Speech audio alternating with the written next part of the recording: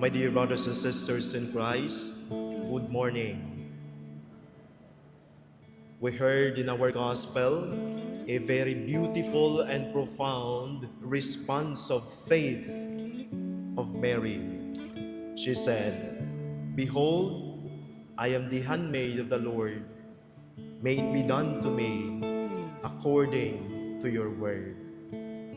At the beginning, maybe it's good to ask ourselves, we have heard these words of Mary many times. Pero ang tanong, ilang beses na rin ba nating nasabi sa Diyos ang mga salitang ito? Behold, Lord, I am your handmaid. May it be done to me according to your word.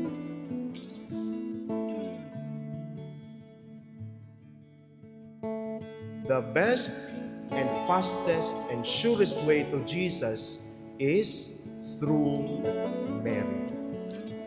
Today, we celebrate the queenship of Mary.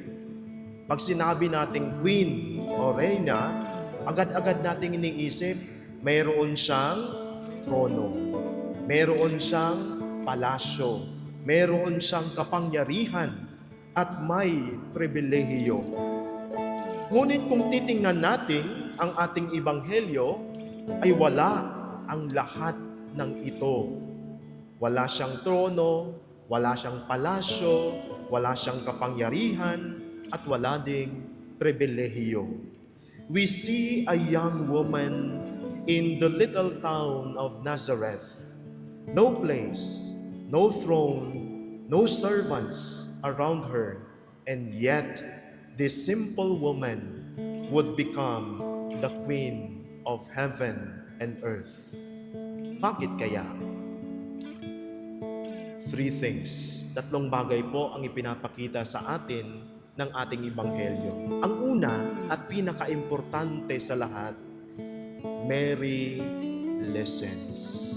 Nakinig si Maria. Everything begins with Mary listening. The angel Gabriel came to her and spoke God's message. Mary was troubled.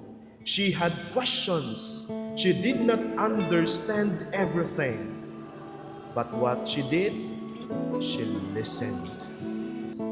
Second, Mary trusted God even if she did not understand. Mary did not know everything that would happen next. She did not know how Joseph would react. She did not know what people would say.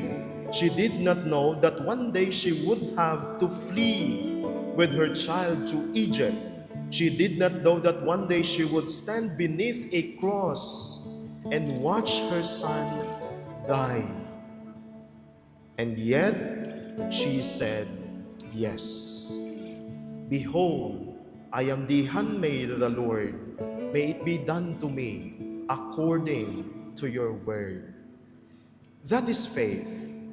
Faith is not saying, Lord, I understand everything. Faith is saying, Lord, I don't understand everything, but I trust you. The third thing, Mary served with humility.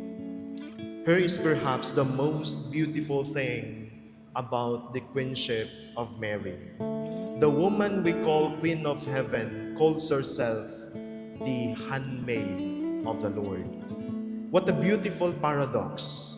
Mary became queen because she was willing to be a servant.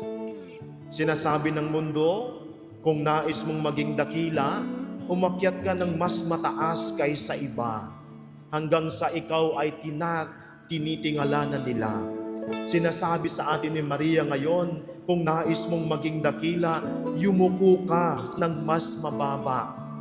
Sinasabi ng mundo, paglingkuran ka ng mga tao. Sinasabi sa atin ni Maria ngayon, paglingkuran mo ang iba, lalong-lalo na yung mga taong ayaw mong paglingkuran. Sinasabi ng mundo, gawing mahalaga ang iyong sarili. Sinasabi sa atin ni Maria, ihanda ang iyong sarili na maging magagamit ng iba. Mary listened first and always.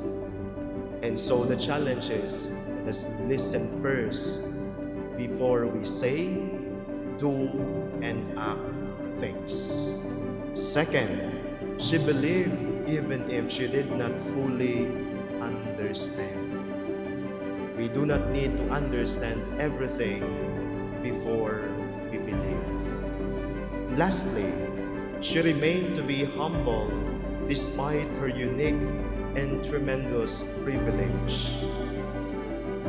Mary, Queen of heaven and earth, pray for us. Amen.